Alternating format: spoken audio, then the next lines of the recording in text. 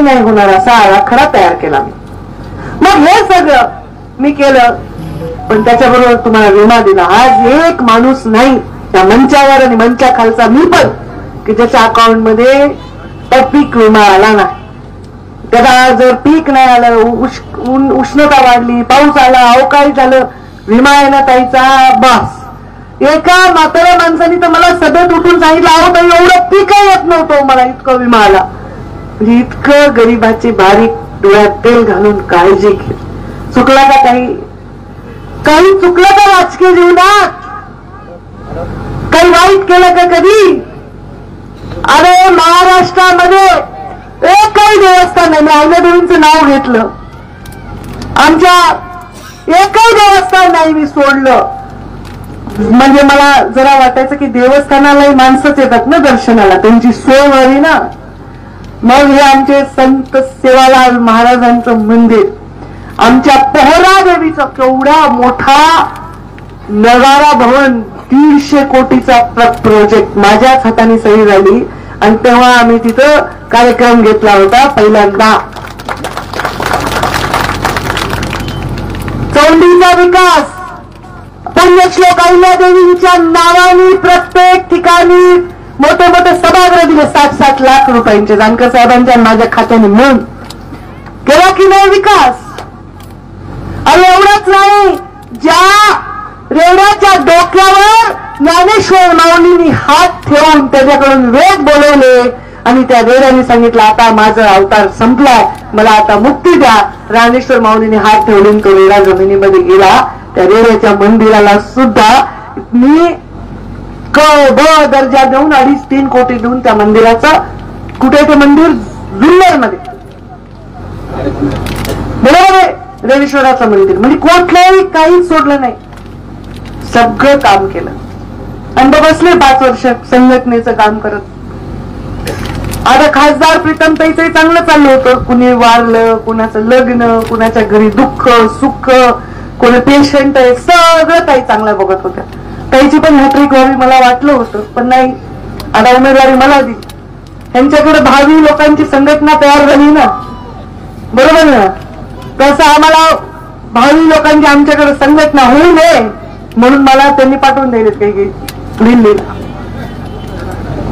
आणि दिल्लीला आता म्हणजे काय नवीन चेहरे, महिला, मोदीजींना महिला आरक्षणाचा विषय सकारात्मक त्यांनी हाताळत असताना चांगल्या महिला लीडर डेव्हलप करणं, महिलाची लिडरशिप आवश्यक आहे. महिलेच्या लिडरशिप मध्ये एक शिस्त आहे, महिलेच्या लिडरशिप मध्ये एक प्रामाणिकपणा आहे, महिलेच्या लिडरशिप मध्ये एक सात्विकपणा आहे, महिलेच्या लिडरशिप मध्ये एक सकारात्मकता आहे. महिलांची जास्तीत जास्त लिडरशिप डेव्हलप करायला मला वाटतं खूप चांगली ही संधी आहे. आणि मला त्यांनी दिल्लीला जाण्याचा निर्णय घेतला. आम्ही पक्षाच्या शिस्तीप्रमाणे तो टाळला. निवडणूक चांगली चाललीये, सगळं चांगलं चाललंय असं म्हणून हातपाय मस्त पसरून आरामात बसायचं नाही. डोळ्यात तेल घालून लक्ष ठेवायचं. आपल्याला एकदा दूध पिळलं, आता ताकही फुंकून प्यायचं, नाहीतर खूप हाल खाणार. खूप परिस्थिती बदलली की नाही? आता सांगा माझ्या माऊलींनो, तुम्ही आधी आडातून पाणी शेंदत होतात, असं होतात का नाही? आता नळापर्यंत पाणी आलं, गावापर्यंत पाणी आलं. आता जर तुमच्या मुलींना सुनाला सांगितलं जा बरं तिकडे धुणं धुवायला नदीला, जातील का बरं? जा बरं त्या आडातून शेंदून आणि सांगतील काय? तर पहिले परसदारा होतं, शौचालय होते का? 10 वर्षापूर्वी मी प्रचार करायचे, गावामध्ये शिरताना नाकाला रुमालही लावता येत नाही. कारण आम्ही नाकाला रुमाल लावला की गावातले म्हणायचे हा तुम्हाला इथं बरं नाकाला रुमाल लावायला, आम्ही कसं राहतो? इतकी दुर्गंधी, इतकं अस्वच्छता. कारण शौचालय नाही दिले. 75 वर्ष देशाला स्वातंत्र्य मिळून आता कुठे खेड्यात सुद्धा जा, काही टक्का दिसत नाही रस्त्याने कोणी. आता अगदीच कोणी बाहेर रस्त्यात गेलंय काय झालंय पाणी नाही, पण कुठे रस्त्याने असं घाण दुर्गंधी नाही. आता कोणाची एखादी तरुण तुम्हाला सून करून आणली आणि तिला म्हणलं नाही घरात शौचालय, तर मुलगी देतील ना तुमच्या घरी? लोक आधी विचारतात संडास बाथरूम आहे का घरामध्ये, खोली आहे का घरामध्ये, विचारतात का नाही? आता कोण उलट तुम्हाला जायचं नाही ना, आळ्यात पाणी शेंदायचं नाही ना, घरात नळ पाहिजे ना. राजकारणात कुठं उलट चालले? कधीपासून जाती भेदाचं राजकारण सुरू झाले? वर्षानुवर्ष लोकांनी एकच बटन दाबले, एकच बॅलेट पेपर दिलंय, नेत्यावर विश्वास ठेवलाय वर्षानुवर्ष. आता आमच्याही पक्षाला नेता मिळालाय जो वर्षानुवर्ष या देशाला दिशा देईल आणि त्या नेत्याच्या बरोबर काम करण्याची संधी तुमच्या लेकीला मिळाली. अरे माझ्या बापानी आयुष्य घालवलं ना. कधी सत्ता होती हो मुंडे साहेबांना सांगा बरं, कधी सत्ता होती? 4.5 वर्षाची सत्ता होती, पण तुमच्या हृदयावर आजही सत्ता कायम आहे. सगळ्या पक्षाचे लोक बॅनरवर साहेबांचा फोटो लावतात, आजही सत्ता कायम आहे. त्या माणसाच्या कष्टाने त्यांनी जोडलेल्या माणसाने ते आज जिवंत, जरी ते नसले शरीराने आमच्या बरोबर. तरी अर्ध्या ताटावरून मुंडे साहेब गेले हो.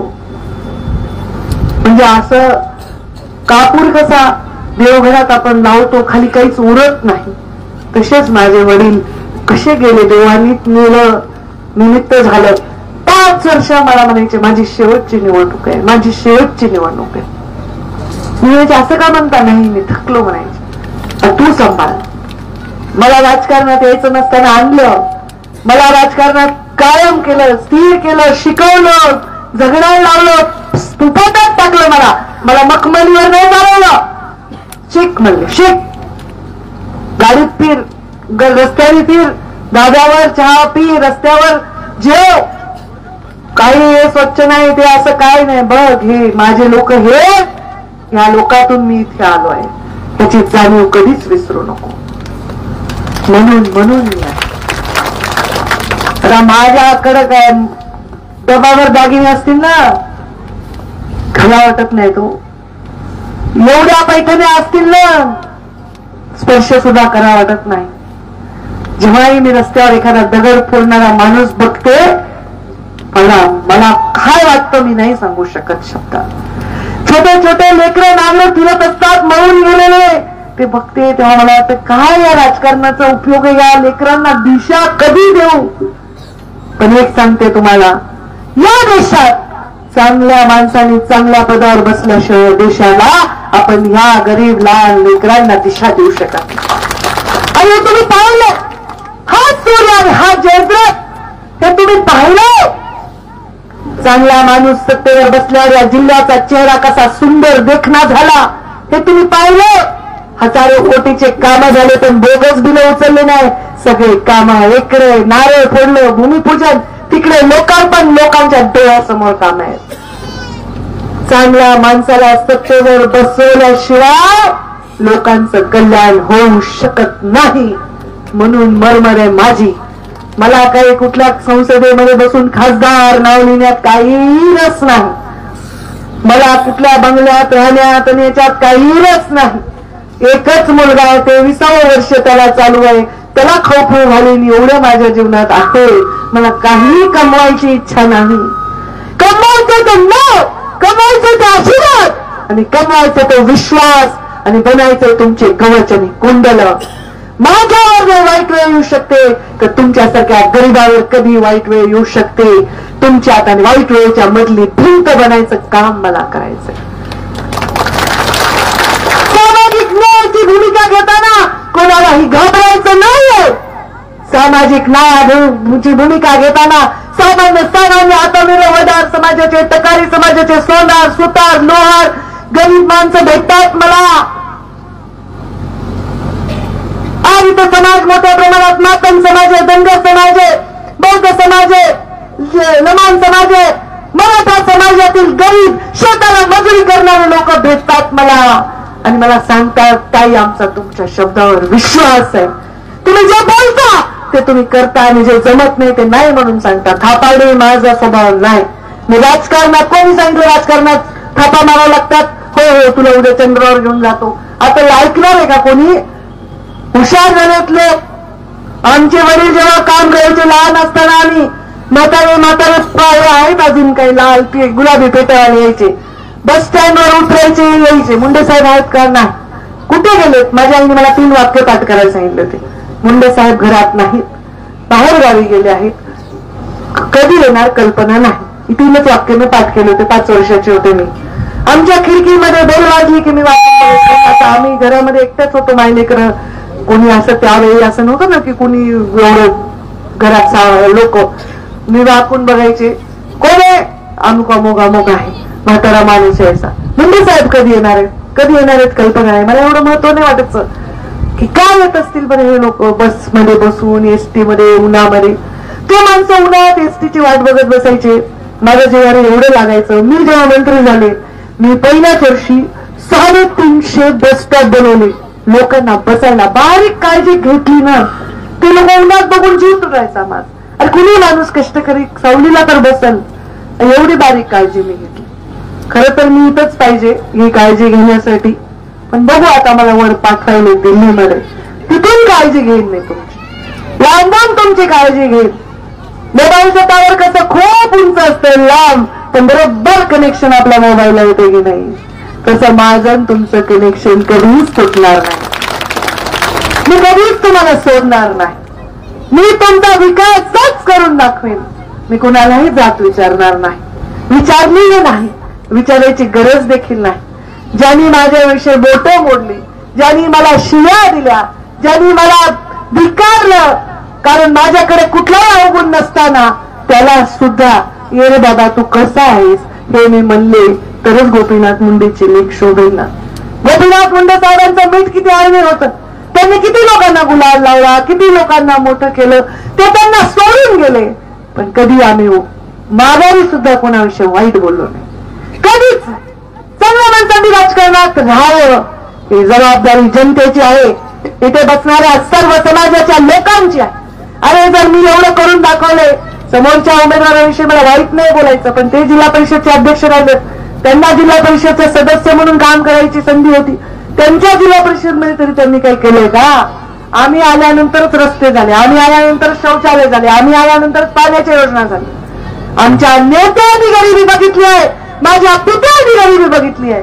त्या नरेंद्र मोदींनी चहा विकलाय, त्याच्याकडे तर अल्पभूधारक सुद्धा त्या बिचाऱ्याचा बाप आमच्या प्रधानमंत्र्याचा नव्हता हो.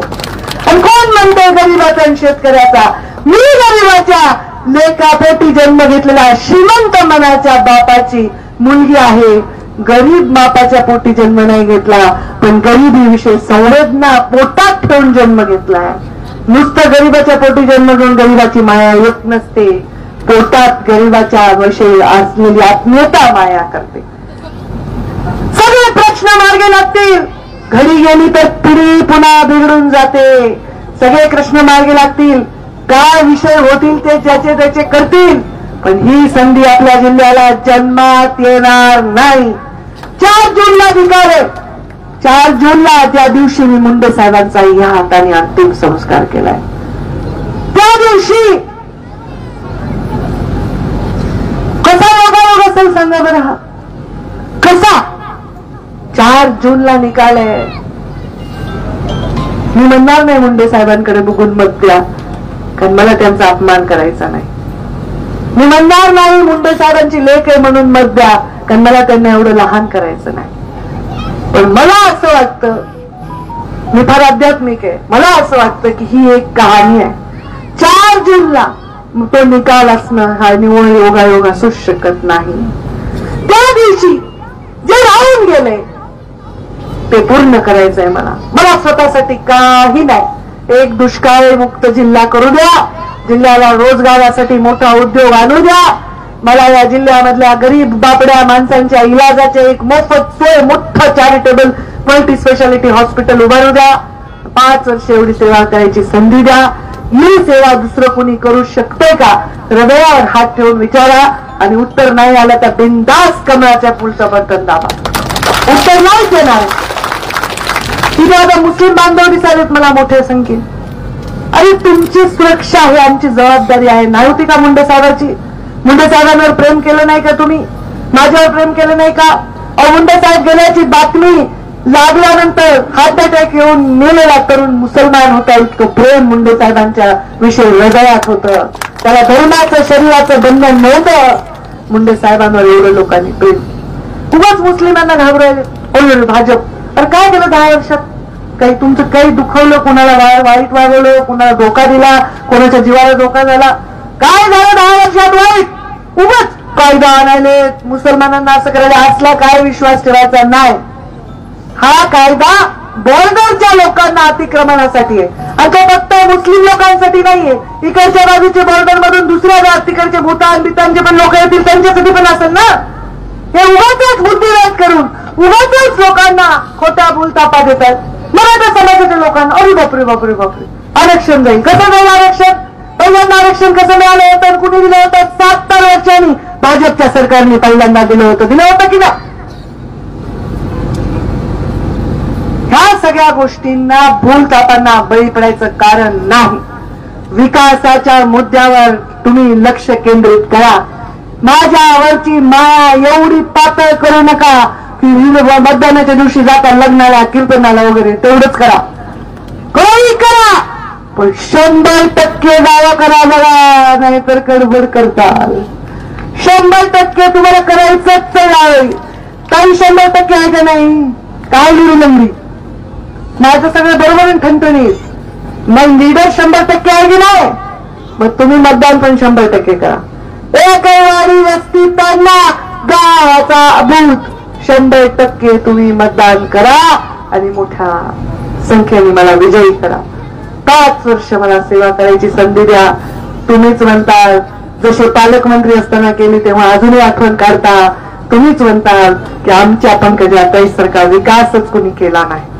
मला तर माझे कार्यकर्ते सांगतात जुने की ताई 6वे उपमुख्यमंत्री होते हो पण तुम्ही फार विकास केला.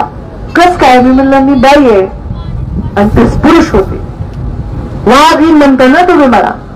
वाघिणीचं कसं आहे, ती शिकार केल्यावर खाऊन टाकून नाही ठेवत. ही शिकार करते आणि थांबते तिचे पिल्ल आल्याशिवाय, तिचे छावे आल्याशिवाय, तिचे बछडे आल्याशिवाय, त्यांना खाल्ल्याशिवाय ती शिकार सोडून जात नाही कोला कोत्र्याने खाण्यासाठी. बरोबर आहे? तसं माऊलीचं मन आहे. जेव्हा मी विकास केला तर मी बारीक गोष्टीत लक्ष दिलं स्त्री असल्यामुळे आणि हे फरक असतो. आणि तो असल्यामुळे तुम्हाला दुधावरची साय जशी असते तसा विकास मिळवून देण्याचा मी प्रयत्न केला. कोणाचे वैयक्तिक स्वार्थ परमार्थ नसतील कमी जास्त पूर्ण झाले केलेच, परंतु पण आता सार्वजनिक विचार करा, जिल्ह्याचा विचार करा. माझ्यावर माया जशी करता तशीच करत राहा. कसंही करून 13 तारखेला लेकी बाहेर गेल्या असतील म्हणजे सासरी नांदायला तर त्यांना माहेरी 2 दिवस बोलवा. सून गेली असेल माहेरी तर 13 तारखेला वापस बोलवा आणि मतदान करून घ्या. जराही चुकू नका. मी पण चुकणार नाही, तुम्हीही चुकू नका. मी पण थकणार नाही, तुम्हीही थकू नका. मी पण रुकणार नाही, तुम्हीही रुकू नका. मी थकणार नाही, मी रुकणार नाही आणि मी कुणासमोर कधी झुकलो नाही, झुकणार नाही. तुम्ही पण झुकायचं नसेल तर आपल्या स्वाभिमानासाठी 13 तारखेला मतदान करा. तुमच्या या लेकीला बळ द्या. तुमच्यासाठी शेवटच्या श्वासापर्यंत मी काम करेन. हे लेकरे तिथे लहान लहान पोरं फोटो काढताना माझे बॉडीगार्ड उभे आहे सरळ तिकडं आणि म्हणजे माझ्या आर्यमनपेक्षा लहान पोरगे ते काय सरळ कर इकडे बेटा तू फोटो काढ. माझ्या आर्यमनपेक्षा काकांवर जास्त माया मी समाजाच्या लेकरांवर केल्याशिवाय राहणार नाही. समाज म्हणजे जात नाही बरं का मीडियावाल्यांनो. समाज म्हणजे समाज. माया केल्याशिवाय मी राहणार नाही हा वचन तुम्हाला देते. आणि 13 तारखेला माझी ओटी भरा. मतदानाची एवढी हक्काची मागणी करते आणि माझ्या वाणीला विराम देते. धन्यवाद. जय हिंद, जय महाराष्ट्र. छत्रपती शिवाजी महाराज की धन्यवाद. महामानव डॉक्टर बाबासाहेब आंबेडकरांचा, लोकशाही अण्णाभाऊ साठेंचा, पुण्यश्लोक अहिल्यादेवी होळकरांचा, क्रांती ज्योती सावित्रीबाई फुले आणि क्रांतीसूर्य महात्मा फुलेंचा, महाराजांचा.